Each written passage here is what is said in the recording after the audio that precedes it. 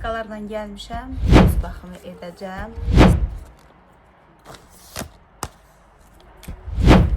Salam. Temizlik edərkən sizinlə bir mövzu haqqında danışmaq. Mənim anam öləndən sonra o mənim travmalarımı, götürlərini saxlayıram. Hətta öz evimizə səssizcə, sakitcə bir qonaq gəlib. Yeni vlogumdan hər birinizi salamlayıram. Kanalıma xoş gəlmisiniz. Evdə olduğum bir gündür. İstədim ki, vlog çəkeyim. Maskalar almışam, hamısının qiyməti üstündədir. Nə sevmədiyim şeydir qiymət üstündə olanda. Heç fikir də verməmişəm götürəndə. Qiymət əgər maraqlısa 50 qəpik almışam. Nilay üçün daha doğrusu götürdüm. Bunu da 1.50-yə, üstündə hamısının qiyməti var. Bunu təriflədilər ki, çox qəşəng eləyir üzü. Ona görə bunu götürdüm. Bir də bunu təriflədilər. Bu da 2 manat idi, səhv eləmirəmsə. İndi hansını yoxlayıyorum sizcə? Qərar verə bilmirəm. Peki kollegan edeyim. Qəşəng olar. İstəyirəm ki, üzümə maska qoyum. Çünki heç yerə getmirəm, evdəyəm. Həm də ki, belə qəşəng üzüm dərisi yaxşı olsun da hər gün makyaj eləyirəm. Hava isti, soyuq olur. Ona görə də üzə maska eləmək lazımdır.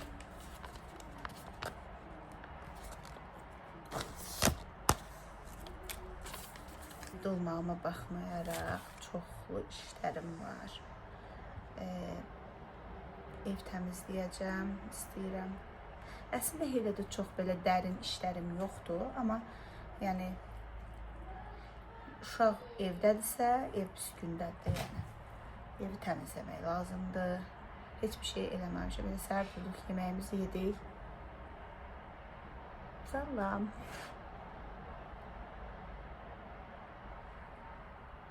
Bəzi adamlar var, maskalı. Ben danışmasaydım. Maskalı insanlar. Adətdə söz demək. Məndə heç çox maska üzüm oturmur. Niyə görəsən?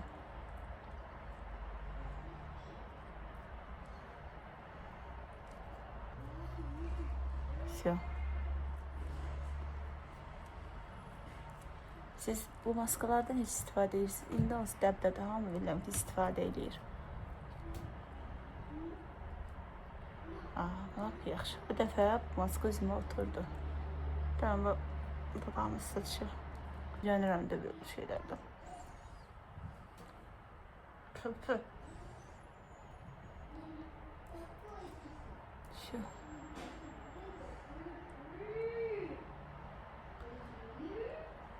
Böyle.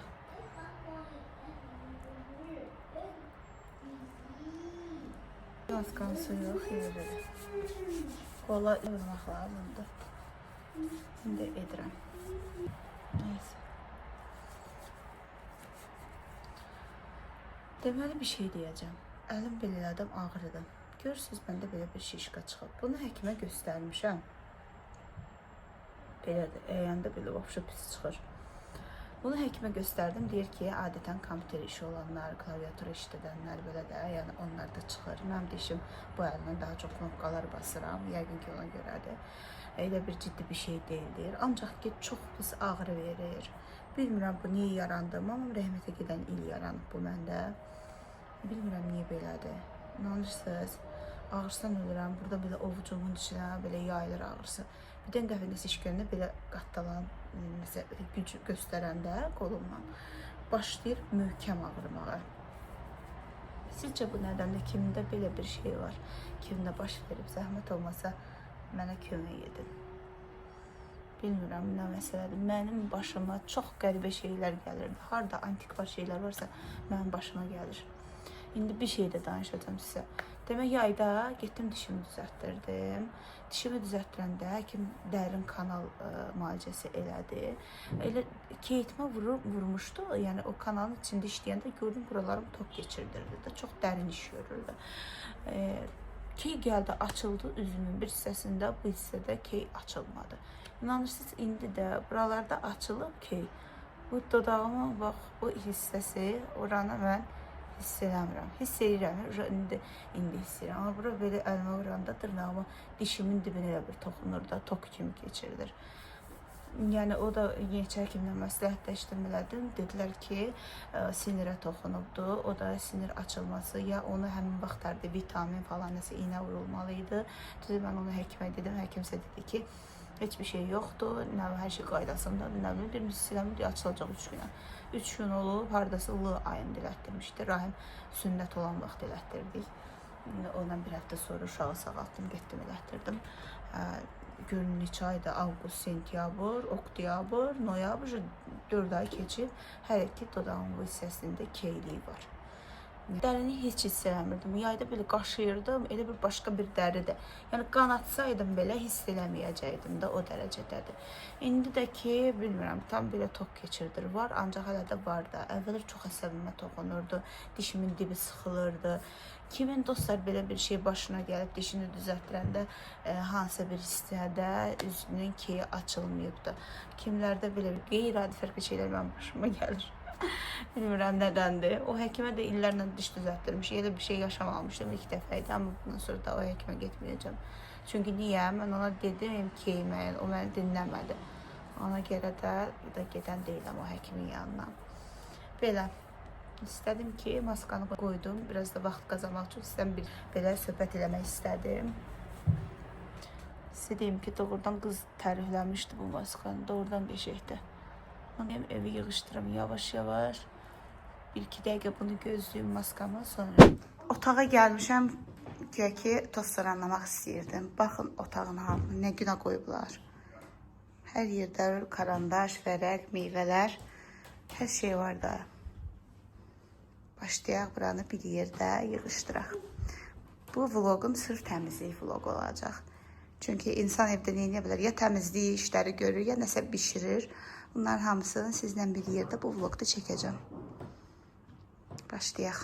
Sən yaşa uyğun. İşte Rahim.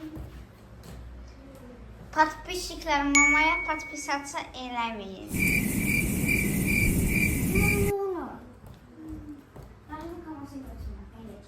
Təmizlik edərkən sizinlə bir mövzu haqqında danışmaq istəyirəm. Bu mövzu haqqında yenə kimi heç kimlə danışmamışam, müzakirə etməmişəm. Ancaq hərdən məni düşündürür ki, görəsən mən düz edirəm. Anamı itirəndən sonra mənim həyatım çox dəyişibdi. Sizinlə bu fikrimi bölüşüm. Əslində bu kanalda vloqları çəkməkdə məqsədim həyatın içindən keçdiyim anları, yaşadığım hər şeyi sizinlə bölüşmək istəyim olubdu. Mənə bu yolda dəstək olarsınız. Kanalıma abunə olmamısınızsa kanalıma abunə olmağı unutmayın. Vloqlarımı yaxınlarınızdan bölüşün, dəstək olun. Hər bu evi yığışdıranda xatırlayıram ki, burada mənim çoxlu əşyalarım var idi. Daha çox suvenirlər var idi, güldan var idi, cehizdiyim içində güllər var idi. Onu Rahim salıb qırmışdı. Başqa vaxt olsaydı onu saxlayardım. Amma bir yerdən oxumuşdum ki, sınıq qabları evdə saxlamaq uğursuzluq gətirir, düz deyil. Ona görə də düşünmədən gülləri qarışıq atdım. Cehiz alanda anamdan bir yerdə almışdı. Başqa vaxt olsaydı bəlkə də onu atmazdım. Bir dəfə vloqumda bu haqda danışmışdım. Hətta vloqum kəşfiyyata düşmüşdü. Hamının çox diqqətini çəkmişdi. Mənim anamı itirəndən sonra o mənim travmalarım idi ki, evdə heç bir şeyi atmırdım. Hər bir şey düşünürdüm ki, xatirəsi var. Təbii ki, insan anasını itirəndə həyatı dəyişir, travmaları olur, özündən asılı olmayaraq heç bir şey normal düşünmür. O çətin günlərdə bacım psixoloqa getdi. Evimizə səssizcə, sakitcə bir qonaq gəlib. Buna uğur böcəyi deyirlər. Gəlib bura. Mən də bunu neyiniyim? Çıxardım çölə, yoxsa mənası var, hara getdi? Bu uçur, görəsən. Nə bilmirsən, uçur bu. Xahiş edirəm, arzularımı yerinə yetir, uç get. Get arzularımı yerinə yetir. Getməməlidir bu.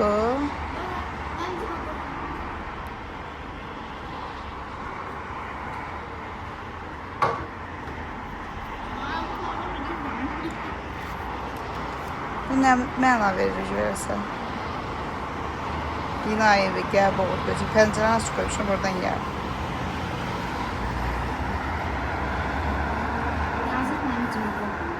Yəqin nəyəsə gəlir.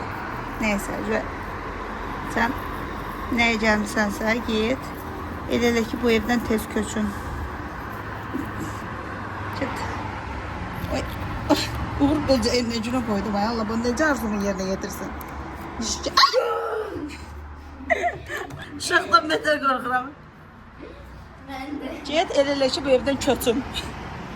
Benim sigortamı yaptın. Aynı layık o üstünde cücü var idi. Cücü deyəndə uğur böceği. Nəysə, başlayaq təmizliyimizə. Mən belə bir klok götürürəm həmişə. Uşaqların bütün nə zirzibil varsa evə paketə yığanda elə rahat tez təmizləmək olur da. Bir dəfə heç yeyib gəlmirəm. Hamısını buna yığıram. Sonra bir də başlayıram buraları toz soranlamağa. Divan püskündədir.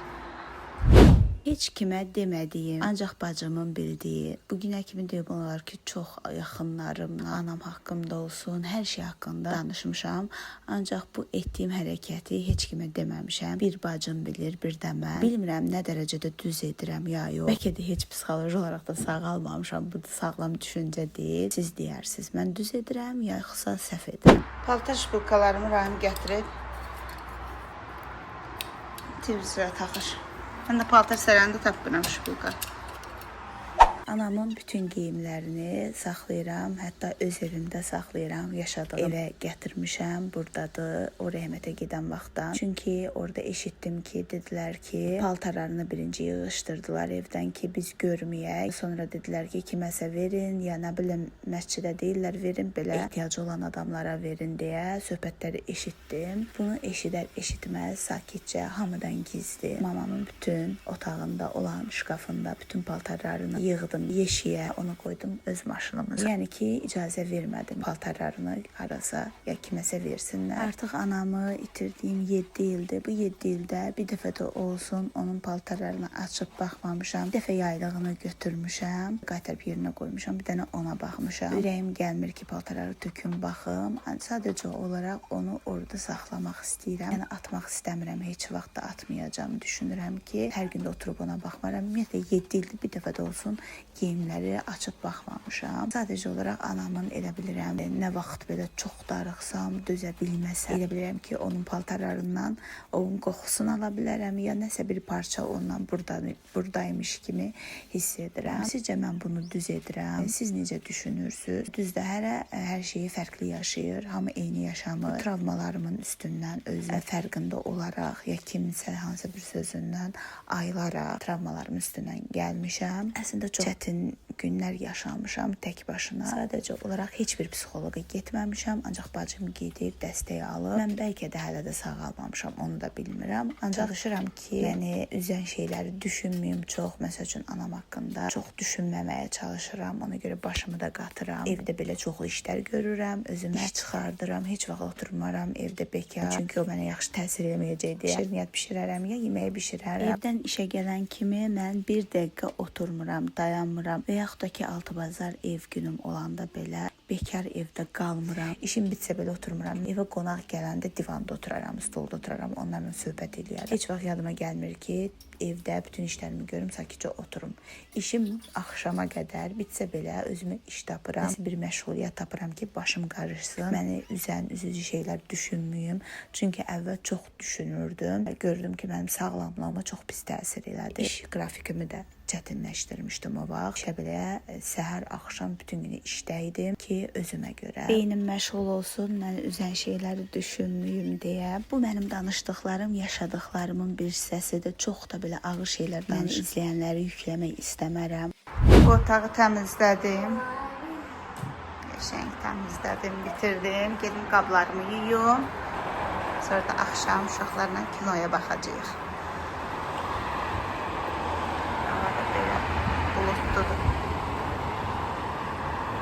Kızım nar dənəliyir. Bizim evdə Nilay nar nəyə xeyir? Mama da stres olanda mən gəlirəm, deyirəm ki, gəl nar dənəliyim, sonra da yeyir. Stres niyə oluram? Harda oluram stresdə? İşte. Nəysə, deyim qablarımı yuyum, Nilay da nar dənələsin. Axşam kinoya hazırlaşırıq.